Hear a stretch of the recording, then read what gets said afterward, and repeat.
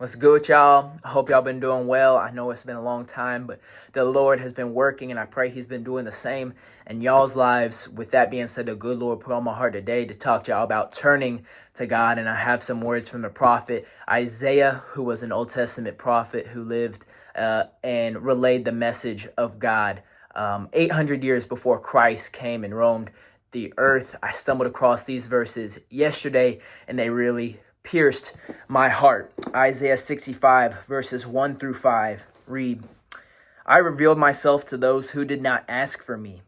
I was found by those who did not seek me. In a nation that did not call on my name, I said, here am I, here am I. All day long I have held out my hands to an obstinate people who walk in ways not good, pursuing their own imaginations.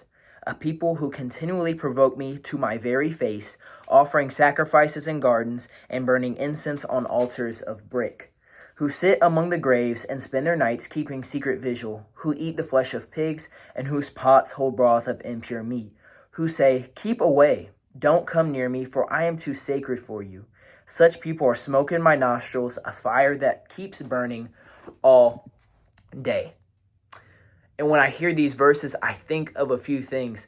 I think of how Jesus went to go find disciples who were not looking for him. He made Peter and Andrew fisher of men. He called Matthew, a tax collector, out of his booth to be responsible for the recording of his ministry. Even in the Old Testament, God called Moses, Samuel, and David, just to name a few, in the Old Testament. Hebrews 13 verse 8 tells us that Jesus Christ, who is God in the flesh, is the same yesterday, today, and forever. And that led me to even think about when God called me, and I gave him the response that so many others did and continue to do. And Isaiah writes it down in verse 5. God says they responded to him, keep away, don't come near me, for I am too sacred for you.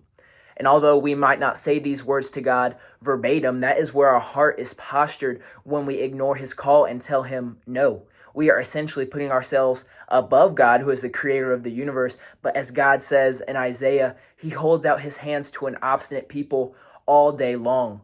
That really shows me his patience and grace that he has for us. And that is such a blessing, Lord. Thank you for that. He continued to prick my heart until I finally stopped resisting and understood what he was calling me to do. And that is to live my life in constant relationship with him. And it sounds like the reverse, that God, the mighty, the just, the perfect creator of this universe, consistently chooses us, and that we have to choose him for this relationship to work. But that's how his kingdom is. We know it's in reverse because, as he tells us in his word, the first will be last and the last will be first. When people consistently turned away from him while he was here on earth, he still chose to go to the cross for the opportunity that we would accept his gift of salvation and live in relationship with him. And I'm desperate to relay this message, not just because of how God has been working in my life, but because even when I was a sinner, he consistently and continually showed me grace until my eyes were opened and that my ears were open to hear what he wanted to do. That I could see how much he truly loves me and wants me to know him. And I want you all to have the same. But even more than I want that, he wants that for you all even more.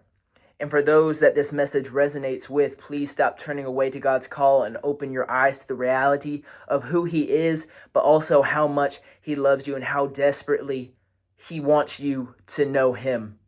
Living life our own way seems fun, but it is merely a deception.